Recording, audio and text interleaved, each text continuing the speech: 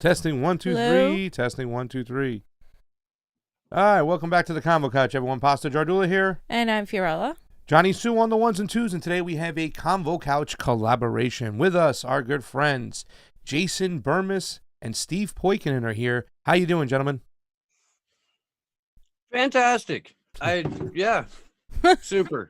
Jay, is he How there? are you? How you Well. doing, buddy? Very well.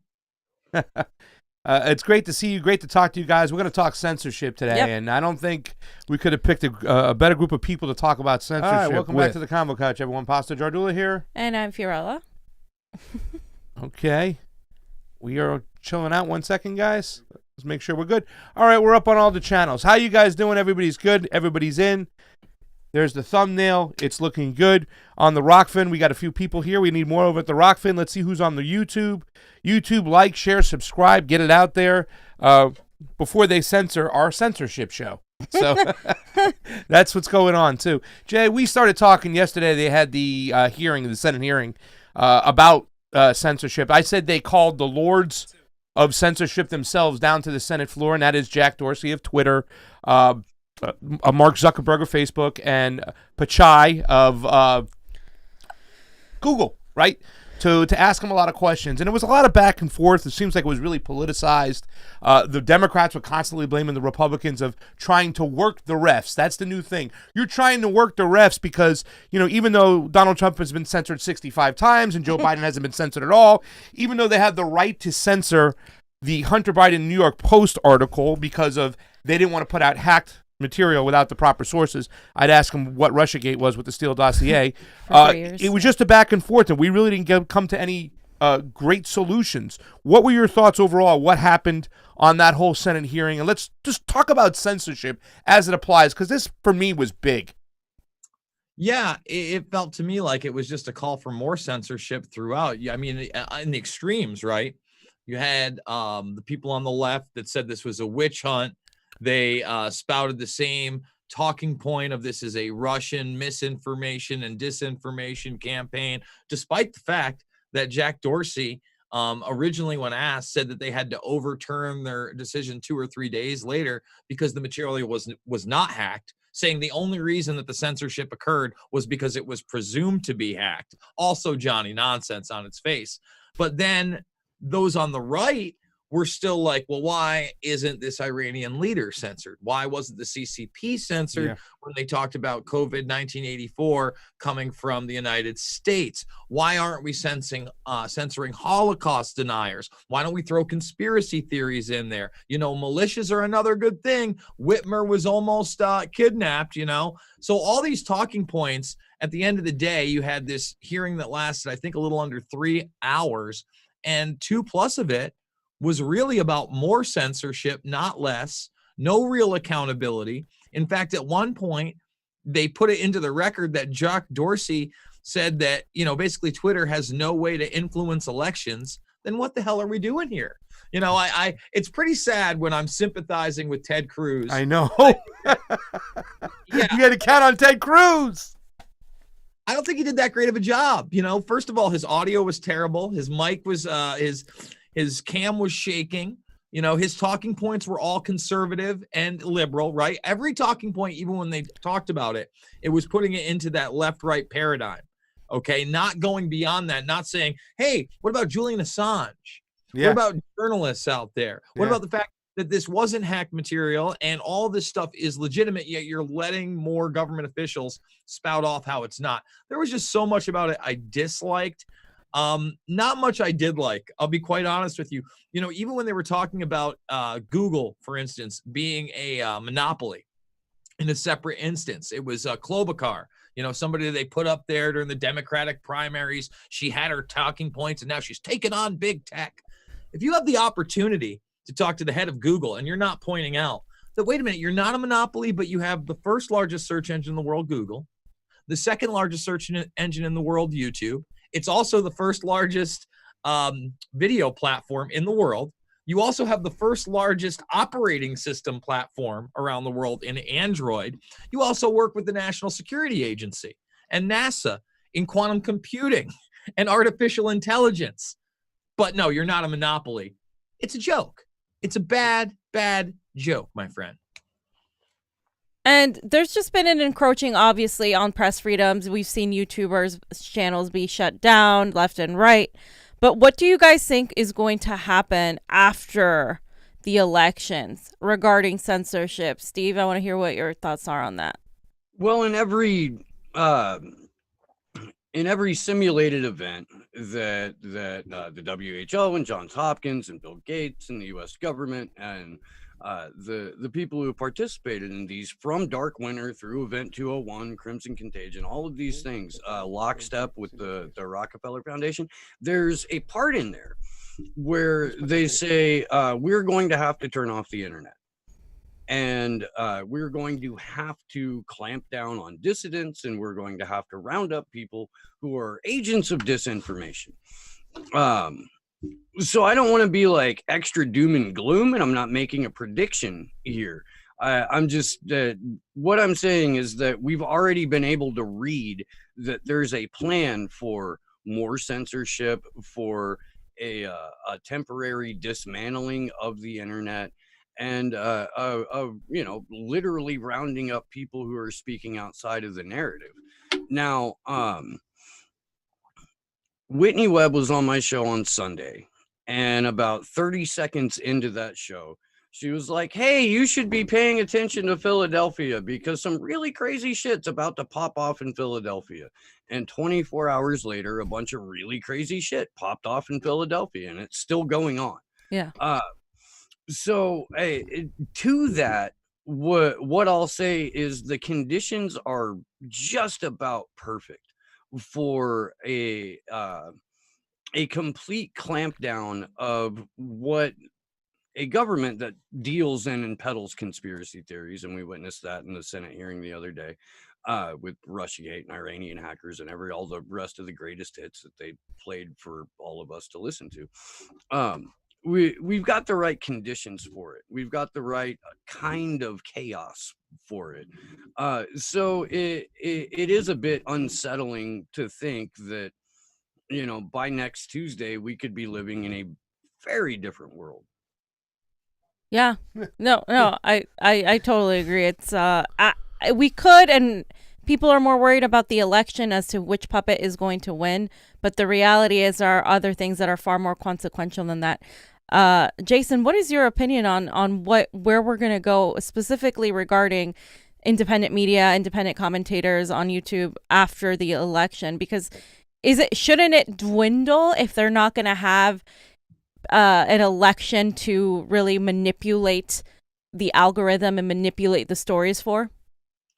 Well, first of all, we have to listen to what they're openly saying. I mean, Zuckerberg and Dorsey have openly said that anybody who declares a winner outside of authoritative news sources is going to be immediately censored. And they already have the mechanisms in place. I mean, this is what they told us. They told us before the hearings, and they reiterated it again because that's what people want. Again, the left that wanted more censorship demanded that answer, and they were ready for it.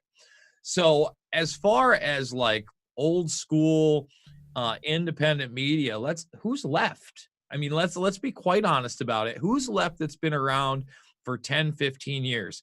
It's me, it's James Corbett, it's Luke Rudkowski. You could argue Gary Franchi, but he's gone pretty, left-right paradigm, and I love Gary. That Bin Laden story, right or wrong, or interesting indeed, and got the attention, I guess, of the alt-right or whatever you want to call it. And then Mark Dice. I can't name another person that hasn't been to platform that I've seen come up 15, 10, 5 years ago. People like Derek Bros getting taken down, the Last American Vagabond taken down, Ryan. That's really, really dangerous because they back everything they're putting up there factually. And, Derek is like an open anarchist. We can disagree about philosophy, but one thing we don't really disagree about are the facts. We can disagree on how to interpret documentation, but, I really respect his work. And when voices like that are being censored, and here's another problem with those hearings, they said there's always an appeals process. I don't know if I can say bullshit on your show, but I just said it. Okay.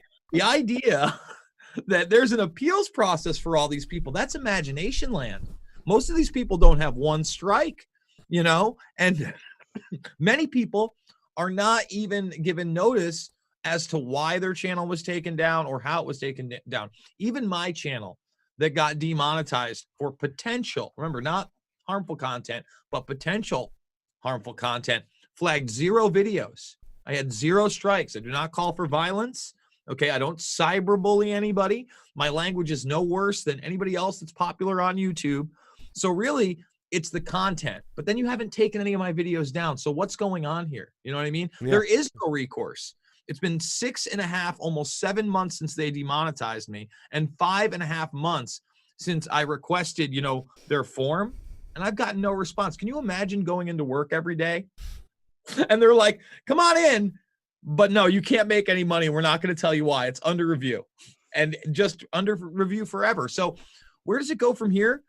Great question, because again, there is such a monopoly with Google, Twitter, Facebook. They're obviously colluding with one another. If they're censoring the same stories in the same outlets in the same time period, that alone, they should be up on collusion and racketeering charges, right? And especially because they are monopolies, and a new type of monopoly at that, one that allows data mining, not only by our government, but other governments and corporate entities. I mean, we're in Looney Tunes world. So, you know, I've been lucky enough where I got 58,000 subscribers, and I've gotten more than 10% over to Rokfin. Anybody in independent media will tell you, if you can get more than 10% of your audience actually over to another platform, that's a huge win at this point. We're going to have to do more than that. People will say, we'll get on a mailing list. Sorry, but, you know, Google, PayPal, MailChimp, all those things, Patreon, even GoFundMe, which I utilize, eventually will be clamped down on by the cancel crowd, by the mob. And we're seeing that more and more. And they can say it's not a monopoly, but another thing I didn't add into Google is, oh yeah, you run Google Ads, the #1 tool to reach people digitally, globally. You're not a fucking monopoly? Yeah. I mean, give me a break. Yeah. How do you live on the internet without these services when they do have such a stranglehold on it? And again, it's going to be getting back out in the streets, holding local politicians accountable. And you want to talk about real cancel culture, we need to cancel them. None of this nonsense where you chase Rand Paul outside of a BLM protest and say her name about Breonna Taylor when the guy actually wrote the bill on no-knock warrants and to get rid of them. But going after the real politicians that stood up there and posted up for Twitter, Facebook, and Google yesterday and said it was a witch hunt. Yeah, and it's kind of crazy too, because what we're talking about right now is the new term. They got it out there, and this is what I appreciated for Senator Moran. He even said when they do this to these channels, these independent channels, it's a death sentence, right? You take away your monetization, you take away the flow of their traffic, you know, and forget about it. They shut down. But I'm glad that we had a few people mention that, and I think this whole content moderation, that's what we're talking about right now. Black boxed of sorts. They don't, you know, show their practices. They don't give you reasons why. And it was so interesting to see, like Dorsey yesterday. Yeah, we want to show more transparency. Now you want to show transparency after all these friggin' years. You would pull the switch on somebody and, like you said, come to work, no money, and we're not going to tell you why. But is that the avenue to fix this, Poikinen? If we start looking at the content moderation, because I believe they don't tell you why they pull a strike on you or take you down, because they don't want you to use that against them in a court of law. If they had this out in the public, and you saw this right now in their transparency about why they're taking the Convo Couch down, or the Info Warrior, or Slow News Day, and they don't take somebody else down for the same type of practices, now they've just incriminated themselves, and they leave themselves vulnerable to be sued. Your thoughts on that? Well, here's the thing, and actually this happened to me yesterday. YouTube yanked a video of mine where I was talking about what was happening to Vanessa Beeley, because the BBC4 is about to unleash a series of hit pieces on her and on Eva Bartlett and on former Ambassador Peter Ford, anyone who's spoken outside of the narrative regarding Syria. They yanked the video. I got no notification. I got no warning. I had no communication whatsoever. What's hilarious is that following weekend, we had Vanessa Beeley and Eva Bartlett on the Free Assange Vigil. That video's still up. I don't know. But these companies are acting like publishers. They're behaving like publishers. and they have none of the regulations or perks or negatives that publishers have. They are treated like social media companies. Until we start treating them like publishers, until they're susceptible to the same pitfalls and benefits that publishers are, we're spinning our fucking heels. And I loved in that hearing the I guess Orwellian's the best way to describe it. I feel like we overuse that word, Orwellian. But when Zuckerberg was talking about Section 230, Yeah. and the way that they framed it was so fucking Orwellian. Like, this good thing is in fact a bad thing, and here's why. And I tell people all the time that we live in a fucking cartoon. I feel like that bears reality more and more and more every day. But we've got social media monopolies with no daylight between them and the government. They're acting like publishers, but they're also acting like government censors. Like, just the straight up, I'm sorry, this information is dangerous. No, you can't do this anymore. Your channel goes away, or your video goes away, or your Twitter account goes away. So until people realize this, and until people are willing to like join me in front of YouTube as soon as I figure out a day to do it, where we go and we fucking have a real legitimate protest in front of YouTube and in front of Google. All it is us spinning our heels about what comes next. It's action, direct action. That's the only thing that's ever moved the needle in this country, and it's the only thing that ever will. One of my frustrations with the we call them neo-progressives, but it's like the Dem socialist left in America, the ones that are fans of AOC, the ones that have been exclusively cheering on censorship, is that they do not care about freedom of speech or any sort of civil liberties, as Pasta says. What can we do? Because right now, the Hunter Biden story obviously has been entirely censored from everywhere. Twitter, Facebook, YouTube. And there has been a line drawn as to who are the real journalists that are going to pursue the real stories in spite of being a very tiny number, going against the adversity of the fact that everybody else is saying, no, we can't touch that. We've even seen it touch The Intercept with Glenn Greenwald putting out his resignation today. So how is what's happening far more dangerous than the election? Because right now, everybody is concentrated on whether Donald Trump or Joe Biden's going to win. How do we get these people and shake them in a way as to be like, hello, look at what's going on in front of you, the censorship. Forget Joe Biden and Donald Trump. That's small potatoes. Let's look at what's happening here. Jason, your thoughts on that? I think it's going to be tough, especially in a world where, Jack Dorsey's able to sit up there and say by censoring posts, he's creating an environment that is more open and honest for more people. Yeah. Literally, he says it's for more voices to talk by censoring exactly posts. And, when Ted Cruz kept saying, well, the New York Post still can't post, he's like, well, if they bent the knee and they just deleted the original post, we're not going to bend the knee, Ted. We don't bend the knee. I have a very severe beard here. I've got a case of power beard. I don't bend the knee. You bend the knee to me. All right. That's the bottom line. And I think, unfortunately, like, for instance, with the election, it's tough for me to get into it. But I mean, I've been calling Joe Biden Zombie Joe now for 8, maybe 10 months. I mean, Trump just ran a Zombie Joe ad. I feel like I'm never going to be able to reach the Joe Biden crowd because they don't even want to hear about Hunter Biden. Can you imagine if Eric Trump or Don Jr., one way or the other, banged one of their kid daughters, their niece, when she was 14, talked about covering it up with Don Sr.? What a scandal that would be. Well, that would be a huge scandal. We've got pictures of Hunter Biden with his Johnny Wang dangle out and a 14-year-old girl who happens to be his niece behind him. And that's not in the news.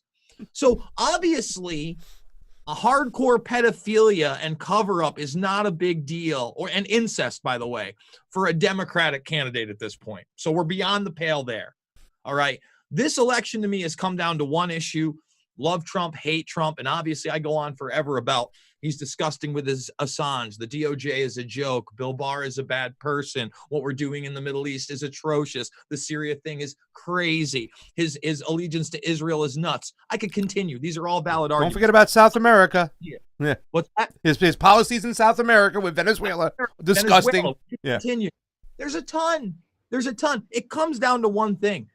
This guy's not running on mandatory masks, mandatory lockdowns, and a probable mandatory vaccination.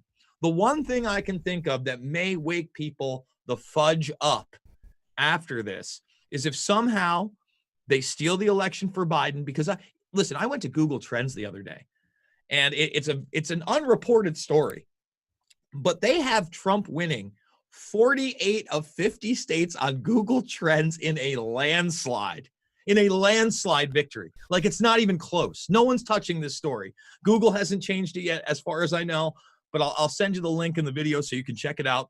You know, I'm not lying. If they somehow steal this for Biden, number one, I think there's going to be upheaval from right after the election up through January, bare minimum. Let's not. I don't think it's happy trails. And even if he wins in a landslide, or if Joe Biden wins, the country goes back to normal. No way. No matter what happens, we're in total chaos. But if we get past that and somehow Biden gets in and that iron fist clamps down even further, and we are talking mandatory vaccinations, and we are talking, like he says in his ads, I'll decide when and if, or it's if and when we go back to work. If. Motherfucker, you're supposed to be in there for 4 years. What do you mean if we go back to work? That's in his ads. So if you see mandatory vaccinations, larger lockdowns, more poverty in this country, more restrictions, maybe that's it. I don't know. I am shocked as far as we went. I didn't want to leave my state. I love New York. I love my little upstate community, but I was going to the protests. I was seeing how not only were they not being covered nationally, they weren't even being covered by the local media in many respects. And we had hundreds of people out in the Capitol about this vaccination issue. Yeah. So it's time to go. I mean, when they put it on paper that not only we're talking about COVID 1984 mandatory vaccines, the New York State Bar Association saying the Constitution of the United States has failed us and that we need it nationwide, but then mandatory vaccines of other things that go all the way to HPV for my 9-year-old daughter without my consent. I mean, they put this on paper and passed it through the Senate. It's time to get the fuck out of there. Yeah. So I know I get worked up and I get emotional. Okay. But I look at it right now as those are real issues. They're issues I should be able to discuss on the second largest search engine and first largest video platform in the world. One I've been on for 13 years. One I helped build with one of the most viral videos ever, just by competition of Google alone, without loose change. Is Google Video, as successful as quickly? Eventually they're a Leviathan, no doubt. But that really launched them. The fact that you could start watching full documentaries and you couldn't do that on YouTube. You still had the 10-minute clip. A lot of people forget that Google wasn't the original YouTube, that they actually did competition. They had an alternate platform. They took a huge share of the market because they had all the resources in the world. And then they bought up their competitor. Yeah, that's what they did. They just swallowed them whole. Yeah, that's right. They monetized it and they took advantage of people. And then here came the censorship. And the censorship's not new. It's just way more widespread now. Yeah.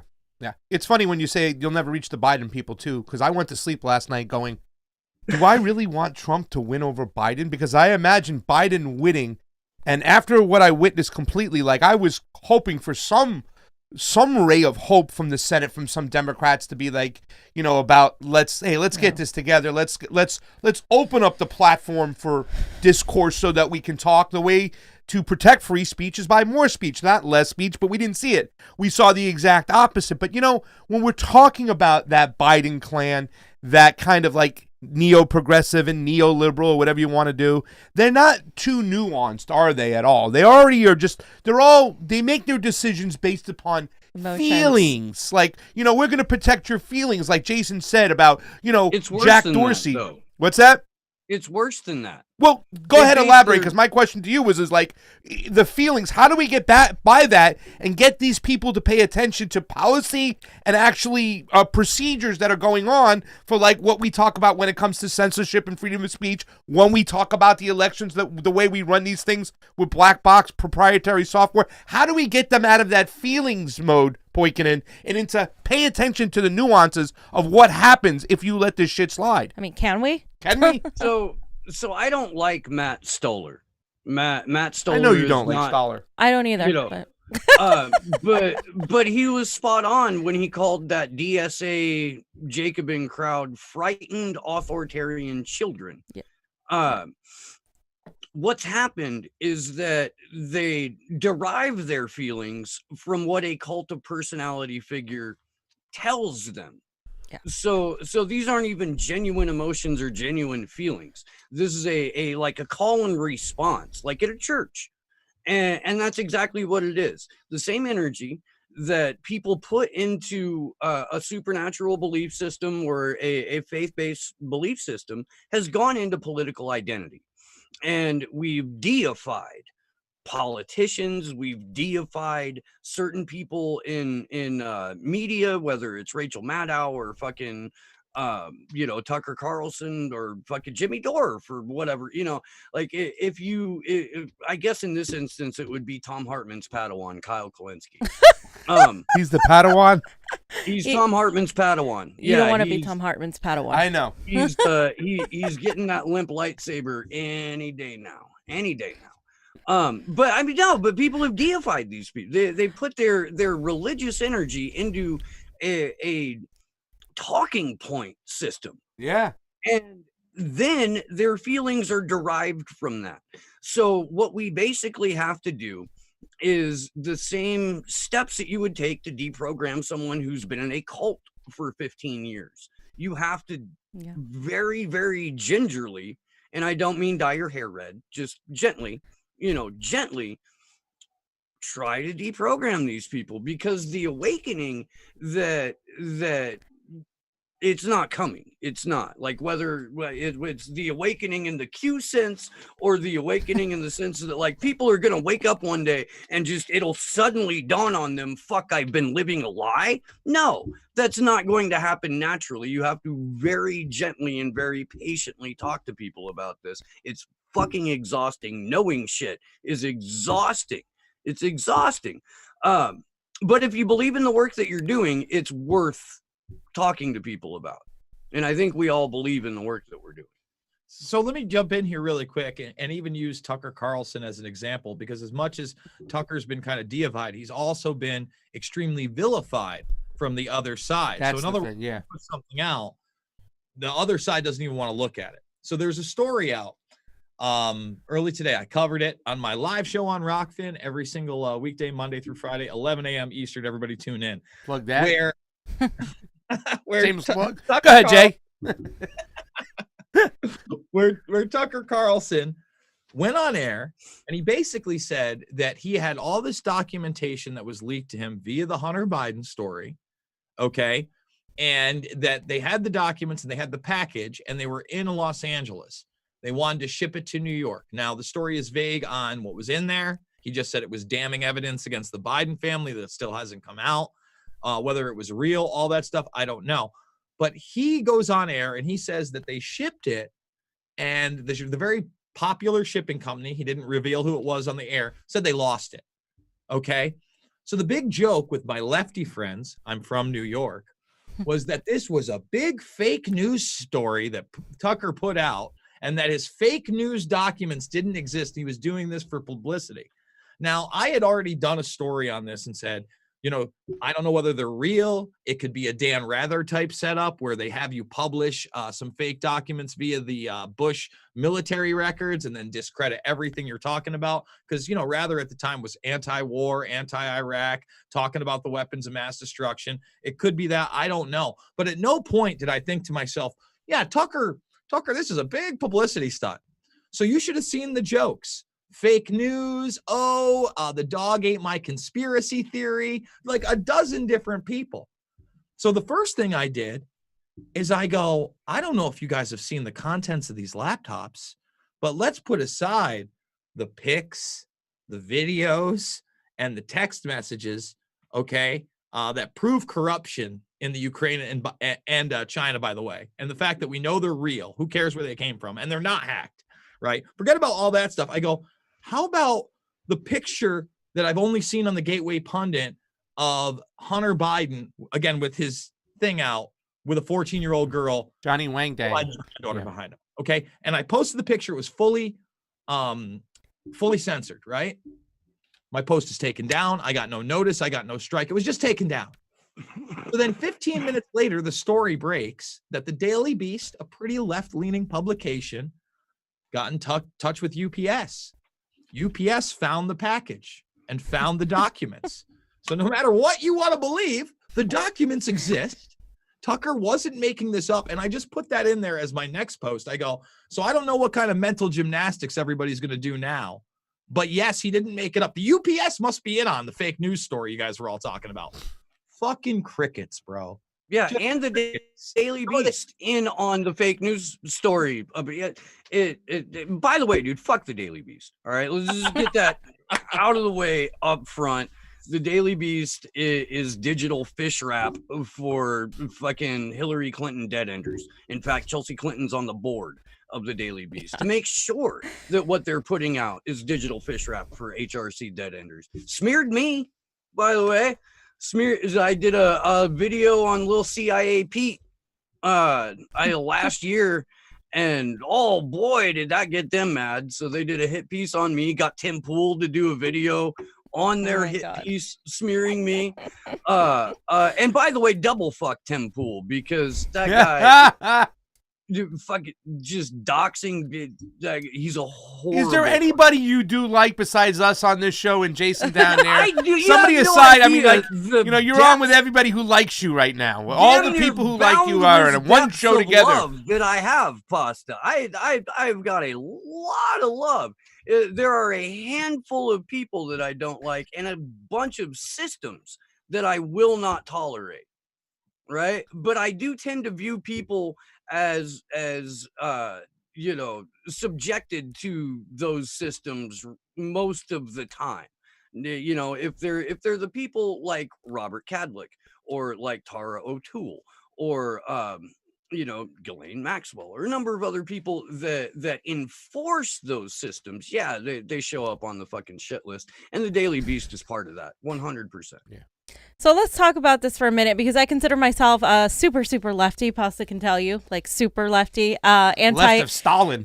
Way left of Stalin. Stalin's authoritarian. I was not. Still left of him though. But I'm extremely anti-imperialist and extremely anti-censorship, and I have found myself completely at odds with a lot of the people that I thought were supposed to be allies. Like Steve knows, like these people online attack people like us left and right when we are, for instance, not going into the bandwagon of attacking Donald Trump every 5 seconds, because that is the popular thing to do, or of praying to AOC and how wonderful she is, because that is the popular thing to do. So for me, it's like, okay, so how like, I don't understand then what somebody like me does, because then I am forced to admit that when I'm looking at censorship and when I'm looking at what's going on right now, is there a lesser of evils when it comes to this? I mean, is Joe Biden worse for America than Donald Trump? And I find myself asking that question, and sort of in a way, the way I've been attacked by a lot of the neo-progressive left and a lot of the, I call them blue MAGA, because they have literally come at me with really racist crap because I'm not voting for Joe Biden. So I ask, is there an argument to a Trump presidency versus a Joe Biden presidency? Jason, I want to hear your thoughts, and then Steve as well. Yeah, there is. Okay. As much as I hate to admit it. I kind of knew that was coming from you, but yeah. Yeah, I mean, listen, I listen, I'm going to say this because I think it's important. Before the man got elected, and this was against Hillary Clinton, before we even get Joe Biden in, I go, look, this guy has three things that I'm willing to accept. Number one, he's a misogynist. All right. I never was like, he didn't bang Stormy Daniels for money. Of fucking course he did. I mean, come on. That was a give me a break bar. I mean, he's been married 3 times. The guy ran beauty pageants. I was a huge Stern fan back in the day. I used to watch those interviews. Listen, he's never been shy about that. So we'll get that out of the way too. He's a gangster. The guy literally built Atlantic City. You don't build casino towns without organized crime. If you believe that you do, you have a slight mental retardation you might need to take care of. 3, he's an actor. The guy's been on television since I was wee high. Okay, forget about his, television show and you're fired. The guy was very smart. He embedded himself with the wrestling community, which probably had never voted in full force. Talk about a silent majority. That's huge. Look at how they took over entertainment, the stock market. So even then with the WWF, he was smart that way. He was always on Oprah. He always put himself into the media. All right, he was all those things. So he's an actor. You're getting all those things. Now, compared to Joe Biden at this point, let's just look at some base policies. Trump never was like, you know what? Segregation, busing, good times. He didn't do that in the 80s. He certainly didn't do it in the 90s. You know who did? Joe fucking Biden did. All right.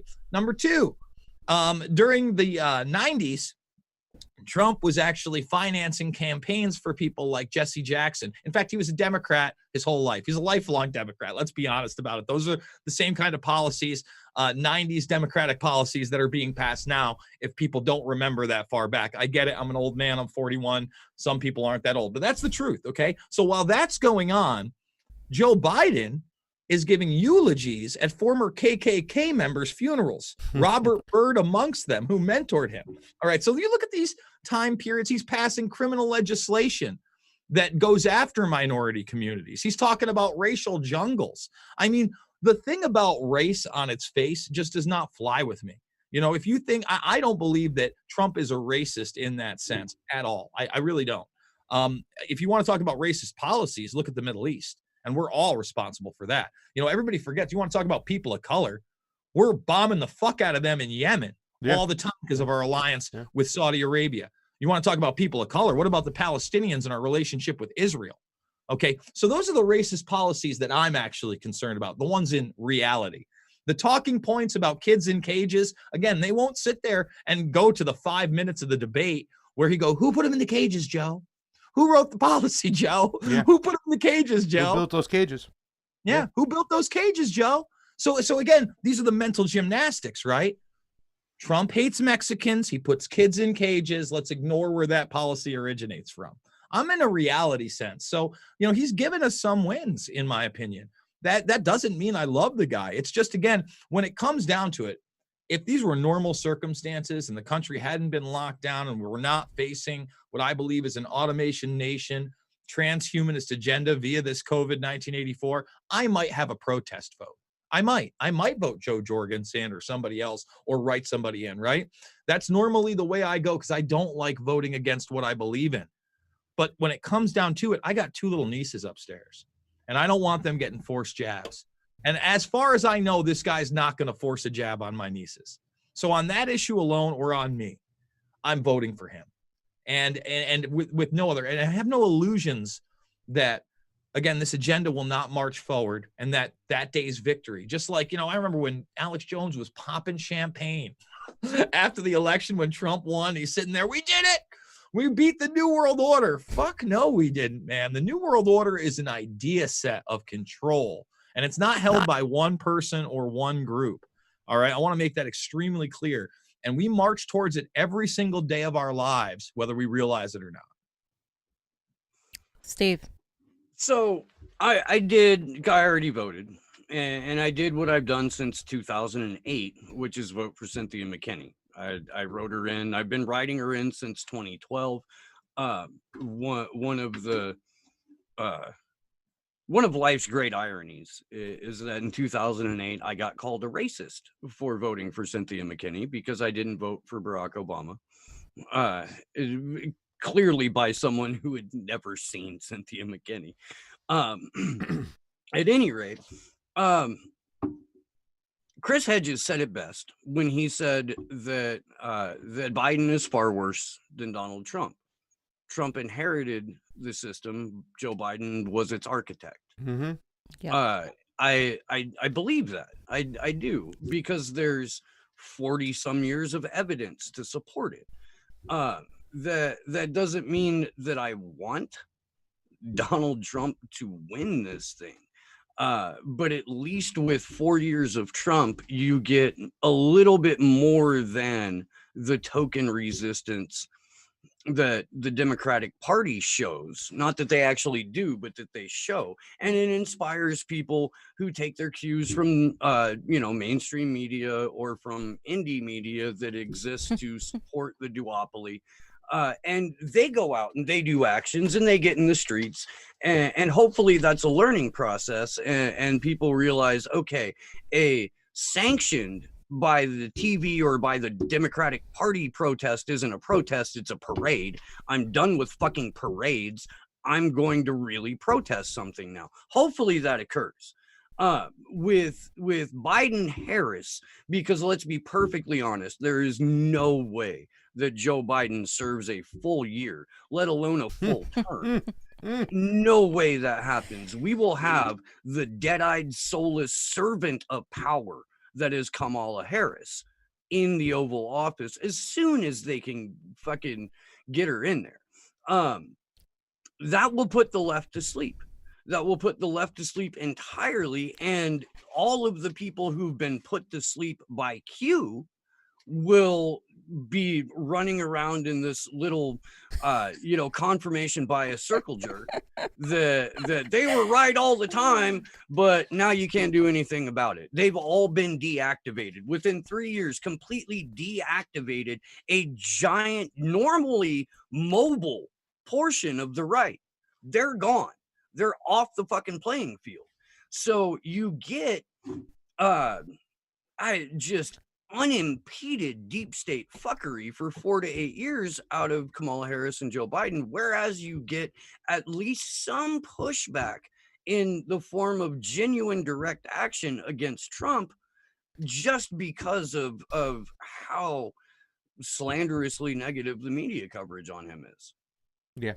You know what? I never thought he was a racist full-fledged. His policies are definitely green racist. Yeah, Donald but he was Trump a race baiter. He's a race baiter. He's a race baiter. He you know what I'm saying? He baited people in, and that first. I mean, that's once you do that, you can never go back. Especially when you know the establishment left media is going to come after you and hold on to that, and that's why they were able to sell that narrative. A lot of people don't understand what's going on in Mexico. How the guns that from here get in there, and the murder rate is higher than it is in Afghanistan, Yemen, and all those countries combined and stuff.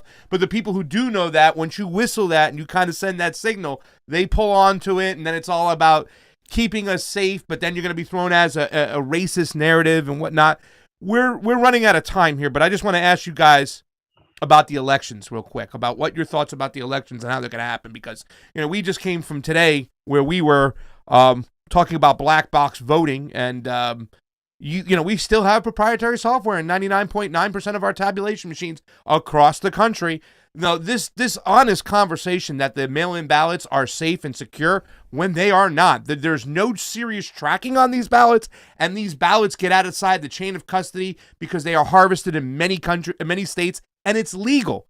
So what do you think the tactics and what's going to happen? And can the Democrats steal this election, or can the Republicans steal this election, doing what they normally do, which is kind of disenfranchising people from the voter rolls and knocking them into provisionals or don't giving them a proper ballot? I mean, to me, it's like who out cheats who.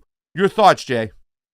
That's a tough one because recently, a couple weeks back, I got the privilege of speaking with Greg Palast, who I admire, who's done amazing work on voter fraud for Steve's jumping up there. Steve's jumping up there because I probably feel that. No, I saw that, and that's why I'm laughing. Oh, yeah.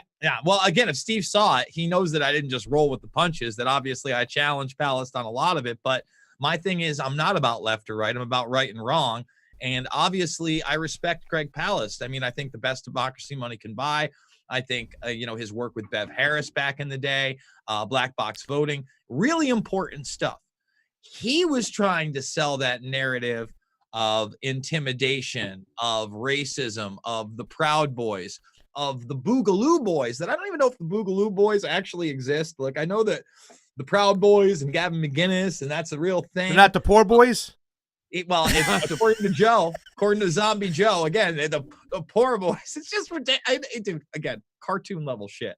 Yeah. But you have all this stuff where Palace is saying they're going to intimidate people, and now Roger Stone controls them. And I said to him, I don't see that happening. He goes, well, 20 years ago when Roger Stone had the people down in Florida, I go, look, that was 20 years ago. I think we're in a very different situation. I don't think that this is going to be a voter intimidation thing. I'm more concerned about the mail-in ballots, like you said, that he dismissed. And at the end of the day, I asked him, I go, look, I got one last question in. And I said to him, don't you think it's concerning when you got a guy like John Podesta, who is playing, I think he was playing Joe Biden, and William Crystal is playing Donald Trump in a war game, that if Trump wins in a landslide, they don't concede? I go, doesn't that show that there's a bipartisan effort to try to get this guy out of here, love him or hate him? And he goes, well, that's democracy. Really? So two power brokers that are about anything but fucking democracy, John Podesta, a neoliberal, and then a neocon in William Crystal on both sides, colluding with one another to say, even if the American people's will is overwhelming in a landslide that they want Trump, we're going to stop it. That's democracy, Greg. I wish I had been able to make that point, but he basically answered and the mob was going after him. I don't know what happened to Greg Palast. He's not modernized. He's living back in the days when it was years ago. Because I texted him. We've interviewed him. I said, dude, why did you name the book How Trump Stole the Election when you even admit inside your chapters that they stole it from Bernie Sanders?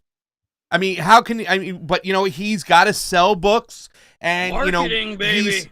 He's like that band that goes out there that just plays the classic hits all the time. Whenever you see Greg Palast talk, he'll talk about the Stacey Abrams situation because, once again, it was like Florida years ago, a very racist kind of situation where they stole it from minorities to win the election. But that's not what's going on. But that's not the vast majority of. But it's a different era nowadays. Yeah. It's a different times. And if you look at these contracts, and we've been fortunate enough to look at Los Angeles' contract with K&H, it's frightening. Frightening. I'm sorry, Steve. You can get your time in. My bad. Oh no, it's all good, man. I look that 0.1% of open sourced voter software, that's Cybereason. That's a partnership between DARPA and Unit 8200 to bring us secure voting software. And that's where that's headed. This is what Whitney was talking about. This has all been, you can go to Last American Vagabond or Unlimited Hangout and look at the information. Cybereason is poised to step in on election day or immediately after election day and say, well, look, the voting machines can't be trusted. And if they can't be trusted, obviously you need a company that you can trust. And look, we have this open sourced voting software, and that's what all you guys have been screaming about for years. So here you go. DARPA and Unit 8200 software for your votes. You got that. Carbine 911 is poised to step in. Which is it's a company that Jeff Epstein had ties to, that again is another Unit 8200 based company that has worked with ICE and worked with a number of other just insidious fucking 3-letter agencies, and it's set up to take over our predictive programming and our predictive let's see, pre-crime is what I'm getting at. By the way, we have pre-crime in this country. It's something that's being rolled out right now. It's been tested in several major cities. Carbine 911 is poised to take over the emergency response system, as well as help law enforcement agencies determine who is about to commit a crime. Now, is Skynet taking over eventually? Pardon? Skynet? When are they taking over everything? There's actually a company called Skynet. Stop. That exists. Stop. I mean, it's not the Skynet, but there is a company called Skynet that exists, been registered as. Yo, he's got to understand, man. Yo, Skynet took over a while ago, brother. Yeah. Like just so you understand what's going on with Elon Musk and Neuralink and Starlink, that's it. That's the wrap, man. Starlink is literally being mirrored with DARPA openly to put up the Army's military internet. Okay. Yeah. Neuralink is 50-year-old DARPA technology that's already been around. Nothing about it is new. Yeah, Nothing. I hear you. Yeah. All right, Okay. well, guys, we got to wrap this up. We're out of time. We have another interview coming on up, but I just like to say, too, thank you so much for joining us. It's funny because we did talk about this whole situation when it comes to censorship where the Democrats are behind, and then we started talking about elections. That's the other thing scary, too, as well. They're behind on elections. They're just acting like there's no problems with the mail-in when Jimmy Carter said years ago that this is the area most ripe for fraud, and they don't even want to look at ballot harvesting and get rid of it. No, so we're screwed with It's them. a right-wing and talking point. It You is a can't- right-wing you can't talking touch it. point from left-wingers here and independent thinkers like the Info Warrior, Jason Bermas, and Slow News Day, Steve Poikonen. Guys, thank you so Thank you much so for much, joining guys. us. Hopefully we'll see you on November Great 4th if discussion. the planet doesn't explode after this election, and we can talk more about what's going on. So thank you guys so much for Pasta Jardula Feet. and Johnny Sue with the Info Warrior, Jason Bermas, and Slow News Day, Steve Poikonen. Convo out. We'll see you later, Peace. guys. Bye, guys.